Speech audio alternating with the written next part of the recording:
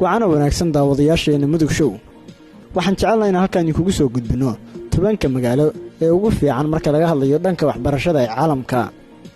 Haddaba intaynu guda gelin muuqaalkan, subscribe saar barteena Mudug Show. wixii commenti ahna hoos inoogu reeb mahadsanid. Haddaba aynu guda galno muuqaalkeena. Kaalinta koowaad ayaa waxa ku jirta magaalada London. London ayaa mar kale hoggaanka u haysa meelaha ugu fiican ee ardayda caalamku waxbarasho u doonan karaan, sida laga soo xigtay qiimayntii ugu dambeysay ee ay samaysay shirkadda la talinta ee Britain ee loo soo gaabiyay magaceeda QS. waxaa intaa dheer sanadkan waxaa ku jira 3 magaalo oo Latin America ku yaala oo markii ugu horeysay soo gala liiskan magaalooyinka ugu fiican dhanka waxbarashada ee caalamka.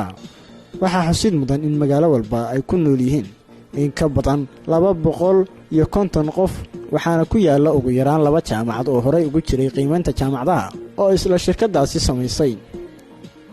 waxyaabaha kale ee qiimaynta lagu daray waxaa ka mid ah inta arday ee magaaladaasi ku nool, inta qof ee caalamka kale ka timid, iyo sida magaaladaasi ay u qaabisho dadyoga kala duwan ee ka yimaada daafaha caalamka.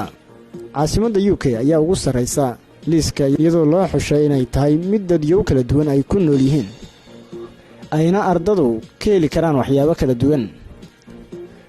magaaladaasi sidoo kale waxaa ku yaala xarumaha waxbarashada ee ugu wanaagsan caalamka sida King's College London iyo UCL University College London oo labaduba ku yaala gudaha magaalada London ee caasimadda dalka UK.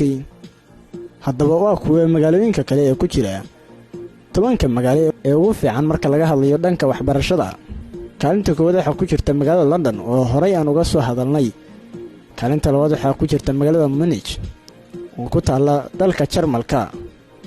kaalinta saddexaad waxaa ku jirta magaalada Seoul oo ku taala Kuuriyada Koonfureed.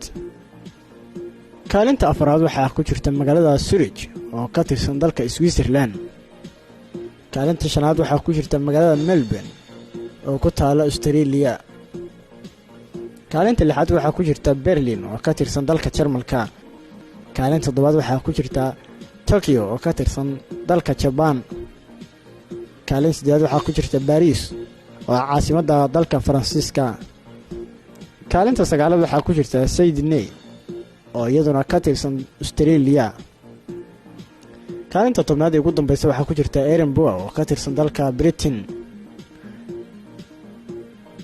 sidoo kale waxaa jira magaalooyin badan oo aad u wanaagsan marka laga hadlayo dhanka waxbarashada, sida magaalada Mexico. magaaladan ayaa iyaduna ka mid noqotay magaalooyinka ugu wanaagsan dhanka waxbarashada. waxyaabaha kale ee magaaladan caanka ku tahay waxaa ka mid ah goobaha taariikhiga, haweyska habeenkii, inkastoo ay ku badan yihiin wasaqowga hawada iyo faldambiyeedyada oo badanaa ka dhaca magaaladani.